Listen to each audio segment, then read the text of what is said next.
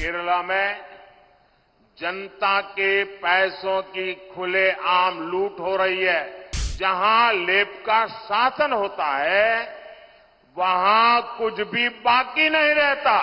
ये चुनाव देश के भविष्य के लिए फैसले लेने का चुनाव है। 10 साल में इतना सारा भले हुआ, लेकिन जो हुआ है ना वो तो ट्रेलर है, ट्रेलर। कोऑपरेटिव स्कैम के पीड़ितों को भरोसा देता हूं कि उनका पैसा वापस दिलाने में भाजपा और मेरी सरकार कोई कसर बाकी नहीं छोड़ी जाएगी। जहां लेप का शासन होता है वहां कुछ भी बाकी नहीं रहता और कुछ भी सही नहीं होता। इन्होंने बंगाल को बदहाल बनाया। ये लोग त्रिपुरा में भी ताश दिलाए थे। वही काम ये केरला में भी कर रहे हैं। आज केरला जैसे शांति प्रिय राज्य में हिंसा अराजकता आम हो गई है। आज केरला में खुलेआम राजनैतिक हत्याएं कराई जाती हैं। कॉलेज के कैंपस तक असामाजिक तत्वों के अड्डे बन गए हैं। सांप्रदायिक सौहार्द को बिगाड़ने वाले एलिमेंट्स को सरकारी संरक्षण मिलता है। हमारे बच्चे तक सुरक्षित नहीं है। यहां सीपीएम के मुख्यमंत्री 3 साल से लगातार झूठ बोल रहे हैं कि इस कोऑपरेटिव स्कैम के पीड़ितों को उनका पैसा वापस मिलेगा। ये भी झूठ बोलते हैं कि दोषियों पर कार्रवाई होगी। ये आपका सेवक मोदी है जिसने इस केस की जांच करवाई। अब तक स्कैम करने वालों की करीब 90 करोड़ रुपए की संपत्ति भारत सरकार के ईडी ने अटैच कर ली है। मैं इस बारे में कानूनी सलाह ले रहा हूं कि कैसे जिनके पैसे डूब गए हैं ऐसे गरीबों को उनका पैसा वापस कैसे करूं। ये 90 करोड़ रुपया उनको कैसे बांट दो। बीजेपी सरकार पहले भी देश में 17,000 करोड़ रुपए ऐसे स्कैम पीड़ितों को वापस दिलवा चुकी है।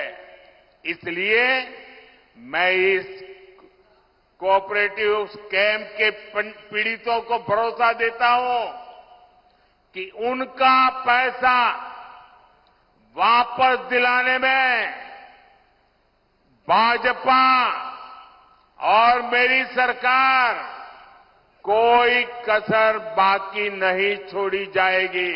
कांग्रेस के एक बड़े नेता जिनको यूपी में अपनी खानदानी सीट पर इज्जत बचाना मुश्किल हो गया है और उन्होंने केरला में अपना नया ठिकाना बना लिया है। चुनाव जीतने के लिए यहां कांग्रेस ने उस संगठन के पॉलिटिकल विंग से बैकडोर समझौता किया है जिसको देश में देश विरोधी प्रवृत्ति के लिए बैन किया गया है। लेकिन क्या आपने कभी सुना है कांग्रेस के इन नेताओं के मुंह से कभी भी कोऑपरेटिव बैंक के स्कैम के लिए कैसे पैसे लूटे हैं एक शब्द बोलते हैं क्या? कांग्रेस के ये युवराज केरला के लोगों से वोट तो मांगेंगे, लेकिन आपके हक में, आपके मुद्दों पर एक शब्द भी नहीं बोलेंगे। केरला में भले ही कांग्रेस पार्टी लेफ्ट के लोगों को आतंकवादी कहती है, लेकिन दिल्ली में ये लोग एक साथ बैठकर चुनावी गठजोड़ करते हैं, एक ही थाली में खाते हैं। यहां केरला से बाहर निकलते ही पड़ोस में तमिलनाडु में ही दोनों पार्टियां एक साथ मिलकर चुनाव लड़ रही है। यहां भाषण देते हैं कि आतंकवादी है और वहां मिलकर के चुनाव लड़ते हैं। और जो लेफ्ट वाले लोग कांग्रेस पर परिवारवाद के आरोप लगाते थे, अब वो खुद उनसे परिवारवाद के फायदे क्या है इसके टिप्स ले रहे हैं। ये लोग इंडी अलायंस बनाकर साथ आए हैं क्योंकि ये जानते हैं कि मोदी इनके लूट के सब ठिकानों को ठप कर रहा है। इसलिए चाहे लेफ्ट हो या कांग्रेस, सबके निशाने पर मोदी ही है। लेकिन मैं आपको गारंटी देता हूं, बीजेपी और एनडीए को दिया गया आपका एक एक वोट गरीब के एक एक पैसे का हिसाब करेगा।